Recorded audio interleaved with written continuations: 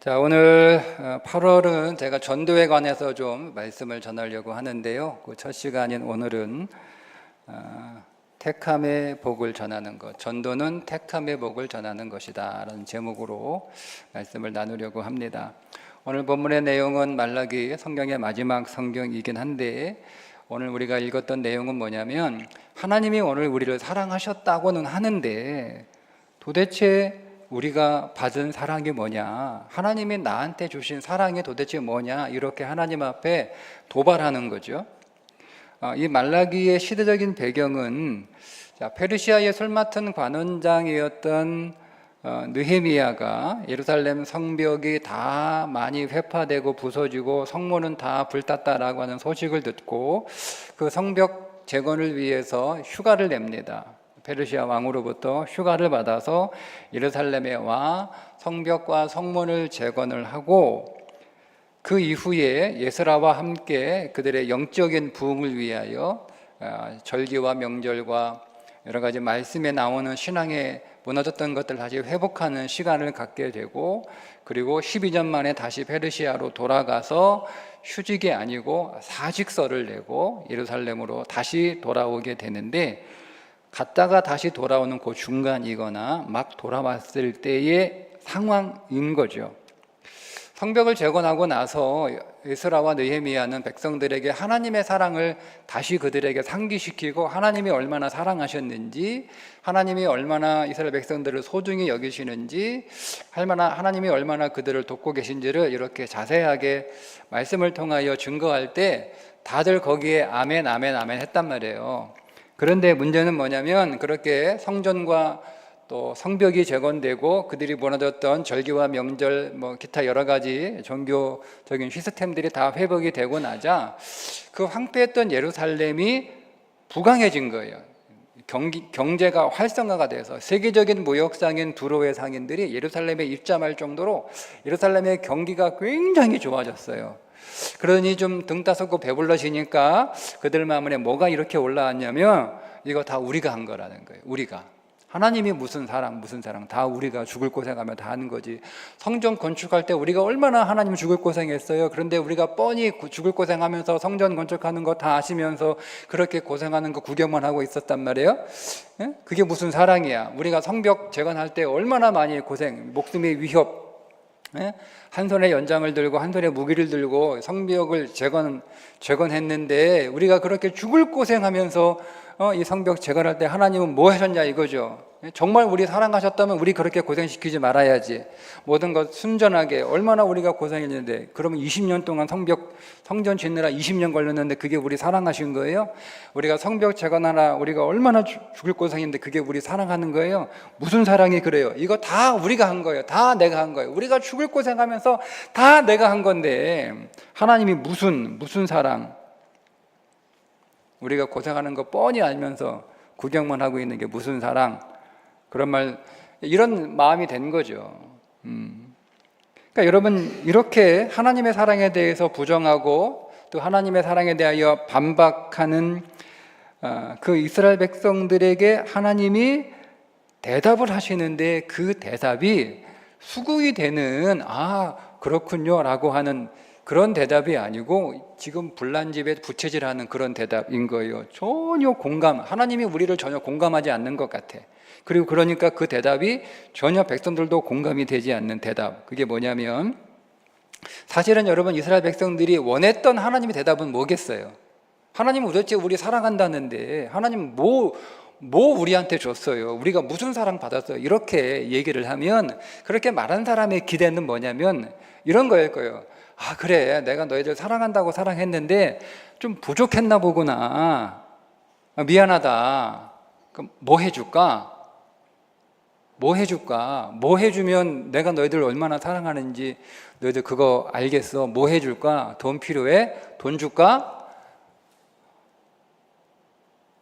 질병 고쳐줄까? 아픈 거 치료해줄까? 아니면 자식 출세시켜줄까? 자식 성경시켜줄까? 뭐 해줄까? 얘기만 해, 내가 다 해줄게. 이런 대답을 아마 기대하지 않았을까요? 아니면 하나님이 자신들을 사랑했는데 모를 수 있잖아요. 여러분은 하나님의 여러분들을 사랑하는 거 세상에 다 알고 있습니까? 우리는 모르는 게 훨씬 많아요. 하나님이 오늘 우리를 위하여 하신 일, 그게 어마어마한데 우리는 그거 사실 잘 모르잖아요. 그러니까 니들도 그럴 수가 있으니까 자기들이 성벽 짓고 자기들이 성전 지었다라 생각하지만, 성전을 건축할수록 하나님이 길을 다 열어놓으시고 다 준비하시고 뒤에서 다 작업하시고 그렇게 해주신 거 모르거든요. 성벽 제거 자기들이 한 것 같지만 사실 그렇지 않아요. 하나님이 페르시아 왕의 마음을 움직이고 하나님이 다 준비하시고 뒤에서 다 이렇게 후원하시고 다 만들어 놓으신 거 모르니까 하나님이 어떻게 도우셨는지 이거를 하나하나 다시 일일이 다 가르쳐 주는 거예요. 내가 어떻게 고레스의 왕의 마음을 움직였는지, 어떻게 조치했는지, 어떻게 지원했는지, 또 내가 왜 그 스룹바벨을 보내고 내가 왜 에스라를 보냈는지. 여러분, 에스라는요 페르시아 왕 제국에서 굉장히 중요한 사람이에요. 그렇게 쉽게 이렇게 페르시아 왕이 보낼 수 있는 사람이 아니에요. 인재, 뛰어난 인재예요. 그 뛰어난 인재를 페르시아 왕이 보냈단 말이에요. 그 가운데 하나님이 어떻게 역사하셨는지, 그 가운데 하나님이 어떻게 그들의 마음을 설득하시고 변화시켰는지, 하나님이 세세하게 어떤 후원을 했는지, 어떤 조치를 했는지, 어떤 도움이 있었는지, 어떤 방해와 어떤 어려움들을 하나님이 다 저지하시고 막아주신 이것들을 상세하게 얘기해 주면 여러분 어때요? 하나님이 여러분들 뭐 도움받은 거 별로 없는 것 같고 사랑받는 거 별로 없는 것 같은데, 하나님이 사실은 보이지 않게 하신 일들을 여러분들에게 하나하나 다 얘기해 주실 수 있거든요. 네, 여러분 모르잖아요. 오늘 여러분이 무사하게 한 주간 생활하고 여기 교회 왔는데 하나님이 얼마나 뭘 막아주는지 여러분 모르잖아요. 그죠? 근데 이거를 하나님이 다 얘기를 해주셔, 하나님. 그러면 알아들을 거 아니에요. 미처 몰랐어요. 우리는 그냥 눈에 보이는 것만 받은 것만 생각하고 사랑받은 게 별로 없다고 생각했는데, 알고 보니 하나님이 정말 많은 것들을 뒤에서 후원해 주셨고 공급해 주셨고 지원해 주셨고 막아주셨고 지켜주셨군요 라고 하면, 하나님 죄송합니다. 하나님이 우리를 이렇게 사랑해 주셨는데 우리가 미처 몰랐어요.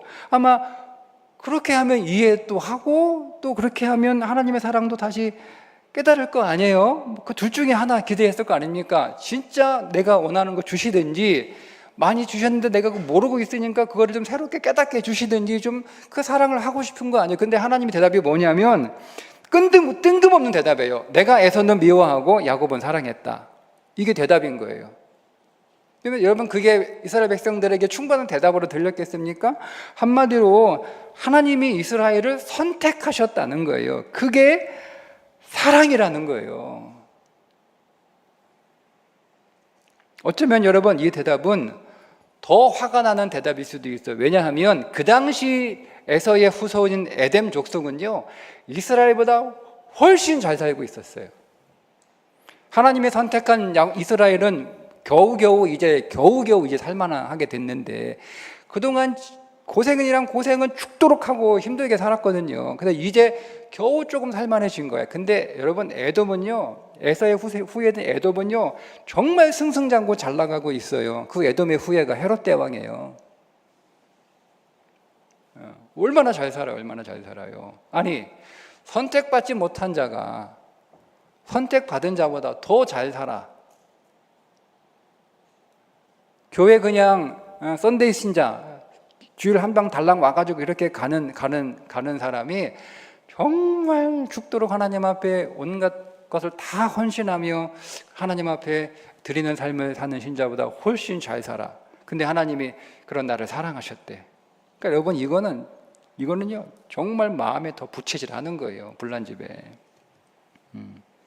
근데 어쨌든 하나님의 대답이잖아요, 그죠? 하나님의 변명하셨겠어요? 하나님의 핑계하셨겠어요? 하나님의 변명할 이유 없고 하나님 핑계할 이유 없죠. 그분이 뭐가 아쉽다고 변명하시고 그가 뭐가 아쉽다고 우리한테 핑계하시겠어요? 어쨌든 하나님의 대답이에요. 하나님 도대체 우리 뭘 사랑하셨어요? 뭐 줬어요? 우리가 받은 게 뭐예요? 하는 불만스러운 하나님 앞에 도발이거든요. 거기에 대한 대답이 내가 너를 선택했다는 거예요. 이게 어쨌든 하나님의 대답이에요.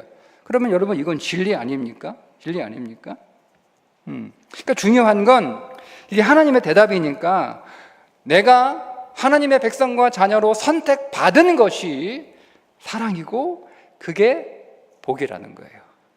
근데 우리가 이거를 이해하지 못하죠. 이스라엘 백성이 이거를 이해를 못해요. 이해를 못하니까 하나님을 믿어도 소홀히 믿고 대충 믿고 적당히 믿고 마지못해 믿고 형식적으로 믿고 있었던 거란 말이에요.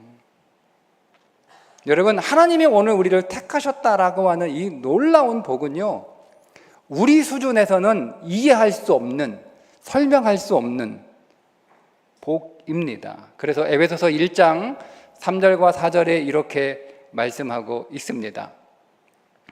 찬송하리로다. 하나님 곧 우리 주 예수 그리스도의 아버지께서 그리스도 안에서 하늘에 속한 모든 신령한 복을 우리에게 주시되 곧 창세 전에 그리스도 안에서 우리를 택하사.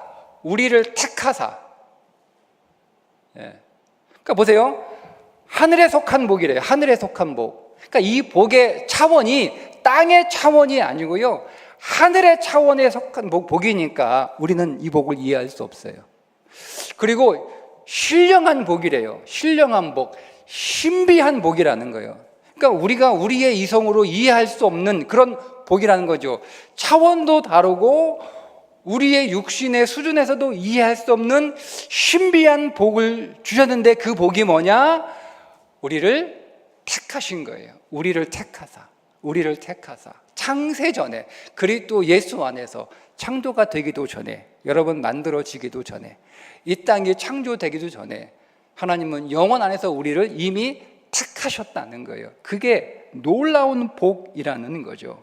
그러니까 이게 하늘에 속한 거고 신비의 영역이니까 우리는 이해하지 못해요. 언제 이해하는 거예요?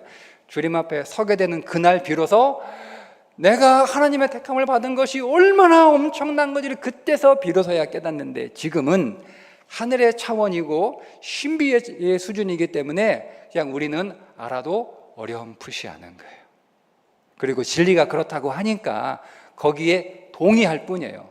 이해해서 동의하는 게 아니에요. 진리가 그렇다고 하니까, 믿음은 진리가 그렇다고 하니까 이해가 안 돼도 받아들이는 거예요. 그게 믿음이에요. 이해하는 게 여러분 믿음이 아니에요. 하나님의 말씀이 진리니까 그냥 그게 그렇게 말씀하니까 그건 내가 받아들이는 거예요. 그래서 전도란 뭐냐? 그래서 하나님의 백성으로, 하나님의 자녀로, 하나님의 사랑받는 자로 택함 받았다라고 하는 사실을 전하는 것이 그래서 전도다. 갈라디아서 1장 15, 16절에 이렇게 말씀합니다. 그러나 내 어머니의 태로부터 나를 택정하시고 그의 은혜로 나를 부르시니가 그의 아들을 이방에 전하기 위하여, 나를 택하시니까, 나를 부르시니까 이방에, 그의 아들을 이방에 전하기 위하여, 전도하기 위하여 그를 내 속에 나타내시기를 기뻐하셨을 때에. 여러분, 전도는 뭐예요? 전도는 하나님의 택함을 받은 자가 택함을 받았으나 그 택함을 받았음을 모르는 사람들에게 가서 하나님이 당신을 사랑으로 선택하셨어요. 하나님의 당신을 하나님의 사랑받는 백성으로, 하나님의 사랑하는 자녀로 하나님의 당신을 선택하셨어요 라고 얘기해 주는 거예요.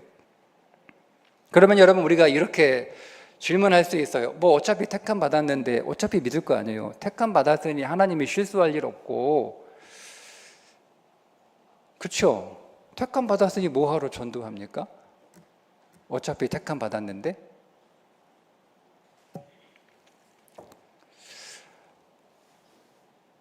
우리가 전도하는 이유는 택함 받았음을 하루라도 빨리 알아야 되는 이유가 있어요.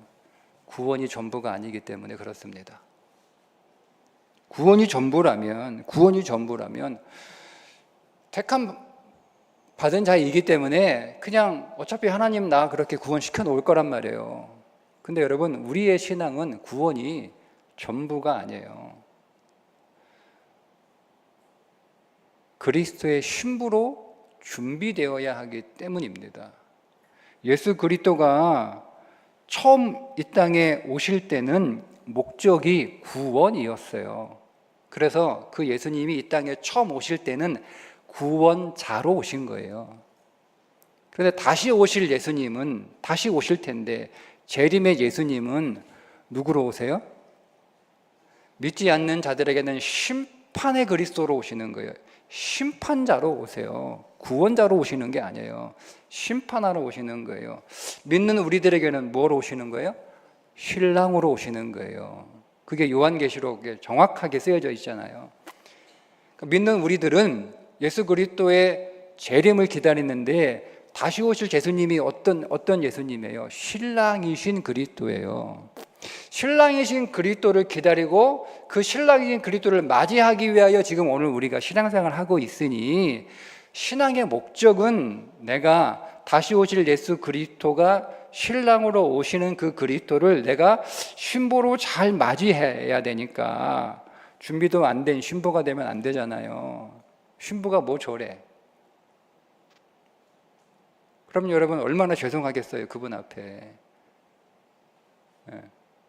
그러니까 우리가 그리스도의 신부로 잘 준비되어야 되는데, 그러면 여러분 하루라도 빨리 여러분 자기가 하나님의 택함 받은 백성인 것을 깨닫고 하루라도 빨리 그리스도의 신부로 준비돼야 더 잘 준비되지 않을까요? 신부로 준비되는 게 그냥 여러분 뭐 며칠 금식한다고 되는 거예요? 신부 되는 게 며칠 그냥 주님 오시기 전에 빨리 신부 수업 해야겠다. 여러분 결혼식 신부들이 준비하는 것도 그렇게 안 하다니요. 그냥 막 이렇게 막 아무거나 먹고 뭐 이렇게 막 생활하다가 결혼 딱 날짜 잡아놓으면 그때부터 다이어트하고 피부 관리하고 하잖아요, 다. 왜요? 하루 전날 결혼식 전날 하지? 그날 다이어트하고 전날 피부 미용 받으면 되는데 안 되잖아요.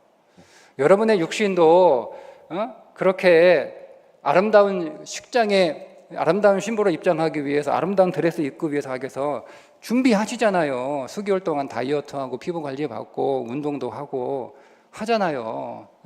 가가지고 드레스 맞추러 가가지고 일부러 작은 거 맞추잖아요. 내가 다이어트 해가지고 그때 입을 걸 확신하고 딱 맞는 거 그러니까 안 입잖아요. 그죠? 다 작은 거 사이즈 한 사이즈 두 사이즈 작은 거 다 주문해 놓는단 말이에요. 이거 입을게요. 맞겠어? 아이 걱정하지 마. 내가 그동안 운동 열심히 하고 내 다이어트해서 이거 꼭 입을 거니까. 그죠? 그렇게 한단 말이에요. 여러분 이 땅에서 잠깐 끝날 30분 결혼식을 위해서 그렇게 준비하는데 천국 혼인잔치 주님 신랑으로 맞이하는 그 혼인잔치 우리가 준비해야 될 텐데 그게 여러분 그러면 하루라도 더 빨리 더 먼저 여러분 준비하면 더 좋지 않을까요? 그럼 여러분이 선택받은 자 뒤늦게 죽기 전에 알아가지고 하나님이 내가 너 구원한 거 알라 몰라? 왜 그거 모르고 평생 사니? 너 구원받 하나님 나 구원하셨군요. 감사합니다. 내가 주님 맞이할 준비 됐어요. 감사합니다. 여러분 그렇게 갔는데 막 몸은 막 영혼은 비대해가지고 그리고 여러분 얼마나 여러분 부끄럽겠어요. 주님 얼마나 죄송하고. 그래서 전도가 중요한 거예요. 빨리 알아야 되는 거예요. 빨리 내가 그리스도의 신부로 선택된 걸 빨리 알아야 되는 거예요. 그래야 여러분 더 준비할 거 아니에요. 더 잘 준비할 거 아니에요. 그래서 우리는 전도해야 되는 거예요. 그래서 빨리 알려줘야죠. 빨리 알려줘야죠. 빨리 신부로 준비하게 도와줘야죠. 신부로 준비하도록 그렇게 얘기해 줘야죠. 그래서 전도해야 되는 거예요. 당신이 선택받았다 하는 것을 모르고 살고 있으니까 당신이 하나님의 사랑으로 택함 받은 하나님의 존귀한 하나님의 자녀라는 것을 그리스도의 신부로 주님이 기다리고 있다는 것을 알려주는 게 전도에 어렵지 않아요. 근데 우리가 전도할 때 한 가지 느끼는 부담감이 뭐냐면 내가 전도하면 이 사람이 이거를 잘 들어줘야 된다 아니면 받아들여야 된다 뭐 이런 부담감을 가지고 그런 부담감 크게 갖지 않아도 됩니다. 여러분 만약에 여러분들이 어디 가서 맛있는 맛집을 하나 발견했어요. 그러면 이제 와가지고 맛집 소개할 거 아니에요? 자, 여러분이 맛집을 소개할 때 이 사람이 내가 맛집 소개하는데 이 사람이 그 맛집 안 가면 어떡하지? 여러분 그런 걱정하십니까? 내가 이 사람 맛집 소개했는데 이 사람이 그 집에 안 갔어. 꼭 가 그랬는데 안 갔어. 그럼 여러분 실망합니까? 근데 이 사람한테 내가 그 맛집을 소개했는데 목사님 그 집 별로 없어요. 그 집 진짜 나 아는데 가봤는데 그 집 진짜 맛없어요. 여러분 이렇게 반박할까 봐 여러분 두렵습니까? 가도 그만 안 가도 그만 아니에요? 그거 뭐 우리가 걱정해요.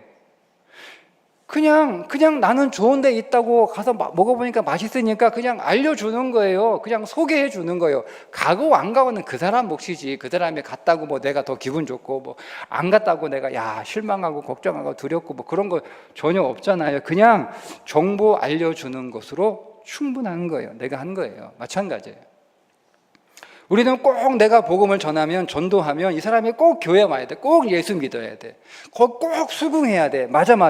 그 반박할까 봐 두렵고 안 올까 봐 두렵고 교회 욕할까 봐 두렵고 여러분 그런 부담 가질 필요 없어요. 그냥 하나님이 당신을 사랑하여 당신을 택하셨다라는 사실을 그 사람에게 알려주는 거예요.